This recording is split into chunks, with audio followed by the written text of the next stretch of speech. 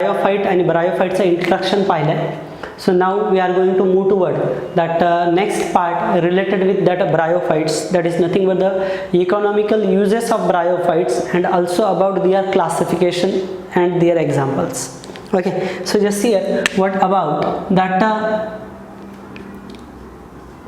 economical importance of bryophytes. Economical importance of bryophytes. What are basics to that bryophytes just here? या ब्रायोफाइट्सचे basic काय आहेत हे आपण या ठिकाणी लर्न करणार आहोत. Okay, so just here that bryophytes which include that mosses. ब्रायोफाइट्सचा एक या ठिकाणी प्रकार आहे मॉस म्हणून, जो आपण पुढे डिटेलमध्ये पाहणार आहोत. तर हे जे मॉसेस असतात तर हे मॉसेस दोन प्रकारे इम्पॉर्टंट आहेत यामध्ये. Mosses along with lichens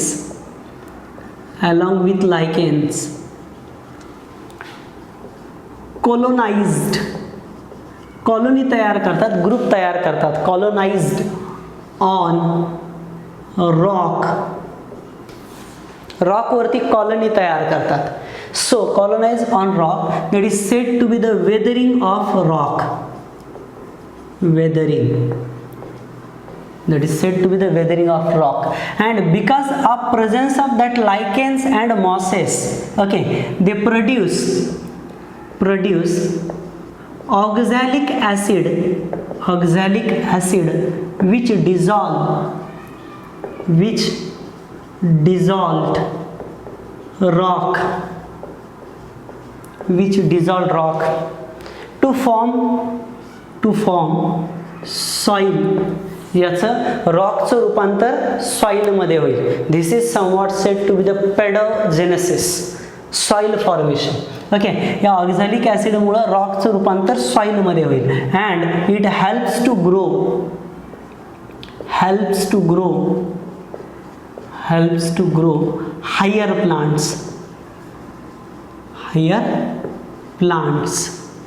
higher plants त्या ठिकाणी ग्रो होतील.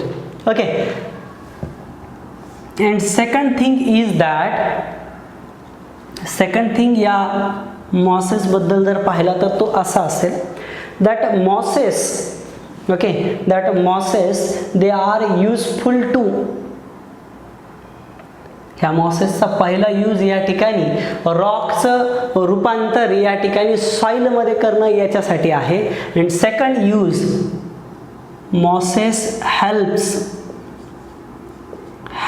to prevent soil erosion. जमिनीची धूप होऊ देत नाहीत हे मॉसेस, लक्षात घ्या. तर ह्या त्याचा सेकंड यूज आहे. Okay, second one species is nothing but the sphagnum. Second one is nothing but the sphagnum. Sphagnum is also related with the moss. हा मॉसचाच टाइप आहे स्पॅगनम, पण पर्टिक्युलर स्पेसीज आहे. या मॉसला म्हणलं जातं पीठ मॉस म्हणून ओळखली जाते ही मॉस, लक्षात घ्या. या मॉस ही जी काही आहे हॅव ग्रेटर टेंडन्सी, याच्यामध्ये एक खूप महत्त्वाची टेंडन्सी आहे, पावर आहे. Have greater tendency to store water, that is water holding capacity, to store water. So used in conservation of vegetables. Okay, vegetables वगैरे कंजर्व करण्यासाठी याचा वापर केला जाईल, लक्षात घ्या. ओके, सो बेसिकली हे स्पॅगनम वॉटर होल्डिंग असतं, त्याच्यामुळे त्याच्यामध्ये व्हेजिटेबल्स वगैरे खूप डिस्टन्सवरती घेऊन जायचे असतील लांब. समजा भारतातलं व्हेजिटेबल आहे हे विकण्यासाठी या ठिकाणी विदेशात घेऊन जायचं आहे, इंग्लंडला वगैरे. तर त्यावेळेला जहाजामध्ये शिपिंगमध्ये बेसिकली हे व्हेजिटेबल चांगलं राहावं म्हणून रेफ्रिजरेशनच्या ऐवजी स्पॅग्नमचा वापर या ठिकाणी केला जाऊ शकतो, ज्याच्यामध्ये व्यवस्थितरित्या वॉटर होल्डिंग कॅपॅसिटी असल्यामुळे ते खराब होणार नाही, लक्षात घ्या. तर ही त्याच्याशी कन्सर्न येईल. Second one exam that economical importance related with that bryophyte is associated with स्पॅग्नम.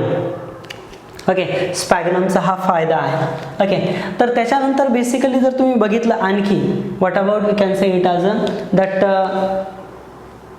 Types of bryophytes. ब्रायोफाइट्सचे आपण टाइप्स या ठिकाणी बघूयात. बघा,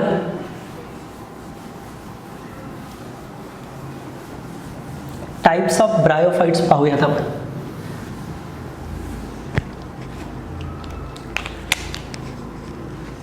Types of bryophytes.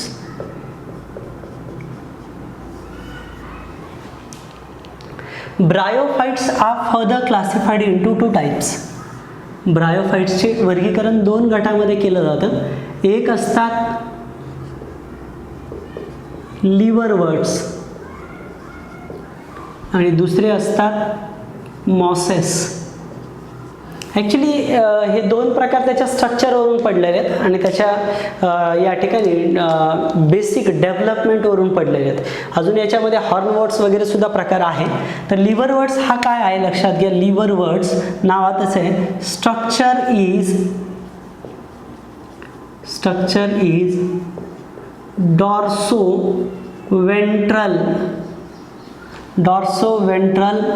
Flatten. Structure is dorsoventral flatten. Dorsal आणि वेंट्रल साईडला फ्लॅट असेल. Structure is dorsoventral flatten. Okay, आणि मॉसेस जे काय असतात लक्षात घ्या. So mosses are more इलॅबोरेटिव्ह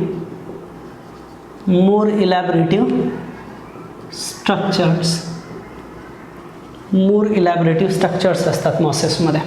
okay, liverworts and mosses. लिव्हरवर्ट्समध्ये स्ट्रक्चर इज डॉर्सोवेंट्रल फ्लॅटन, मॉसेसमध्ये मोर इलॅबोरेटिव्ह स्ट्रक्चर असतं, लक्षात घ्या. Okay, number next thing, liverworts जे काय असतात यांच्यामध्ये गॅमेटोफाइट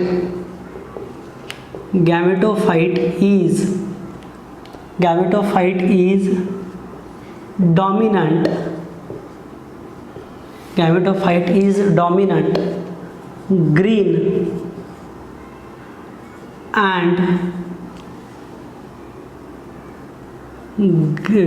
and beards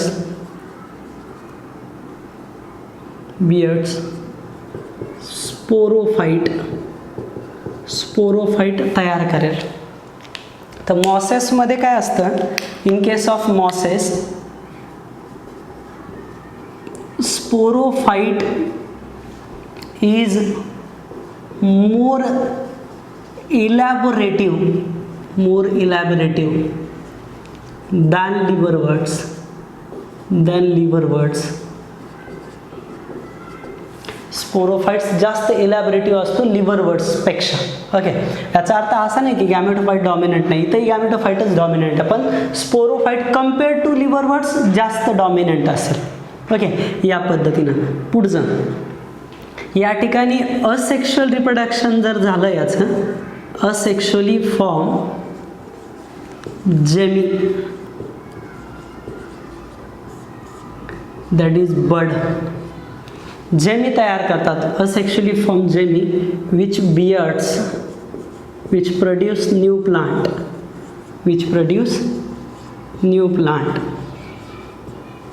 प्लांट्स प्रोड्यूस करतील.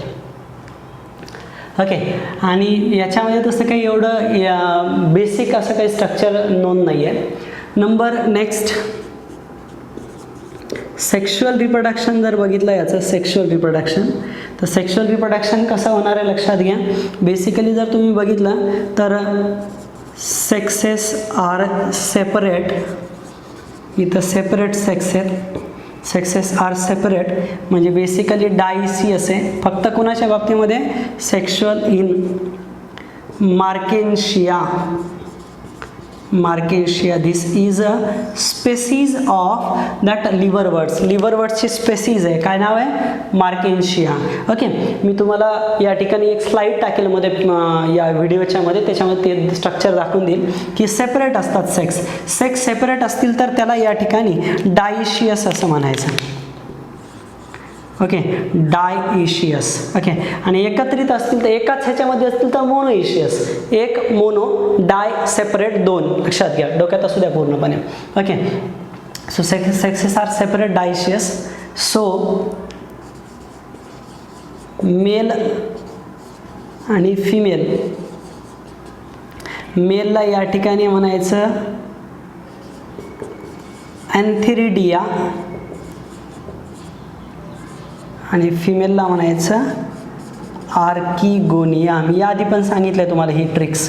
ओके, मेल हा या ठिकाणी अँथेरिडिया, अँथरशी रिलेटेड, आणि फिमेल म्हणजे याच्यामध्ये जी येतं, G for girl, girl related with the female, असं डोक्यात ठेवायचं. यापूर्वी सांगितलं आहे मी तुम्हाला हे.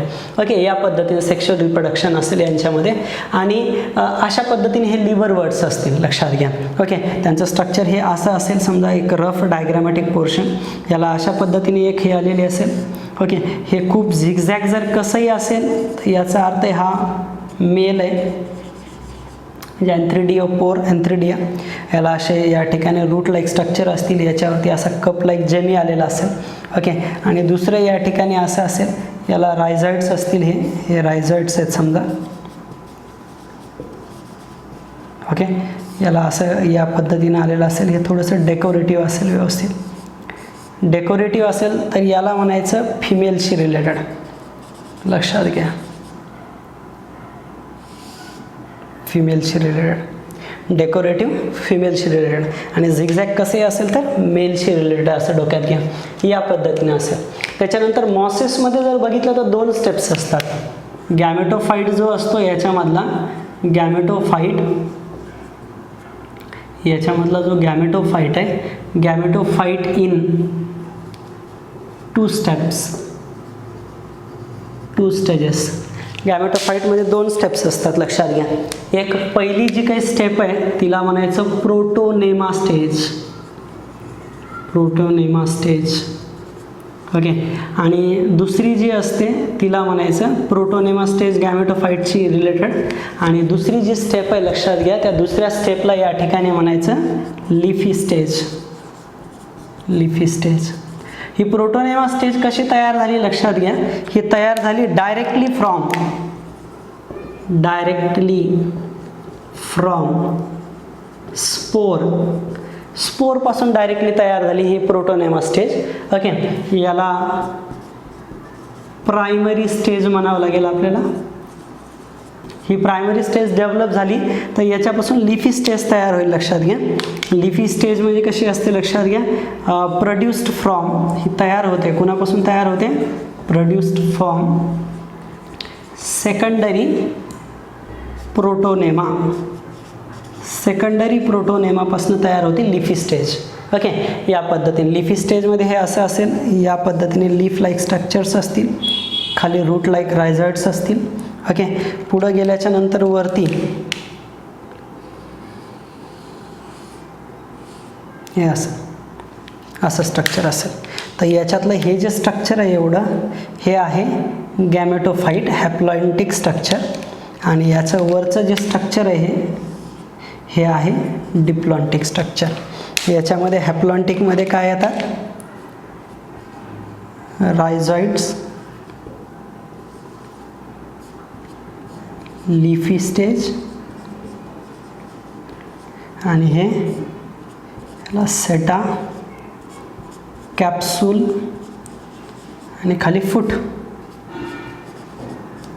हे फूट, सेटा, कॅप्सूल हे असतील स्पोरोफाईटचे स्ट्रक्चर. फूट, सेटा आणि कॅप्सूल स्पोरोफाईटच्या स्ट्रक्चरमध्ये असेल. तर असं असेल लिव्हरवर्ट्स, आणि हे असतील मॉसेस. मॉसेसमध्ये एक्झाम्पलमध्ये जर तुम्ही बघितलं तर काय एक्झाम्पलमध्ये येतील याच्यामध्ये? बेस्ट एक्झाम्पल मॉसेसमध्ये जर तुम्ही बघितलं तर स्पॅगनम असेल. Okay, number 1. नंबर 2 मॉसेसमध्ये सेकंड एक्झाम्पल बघा,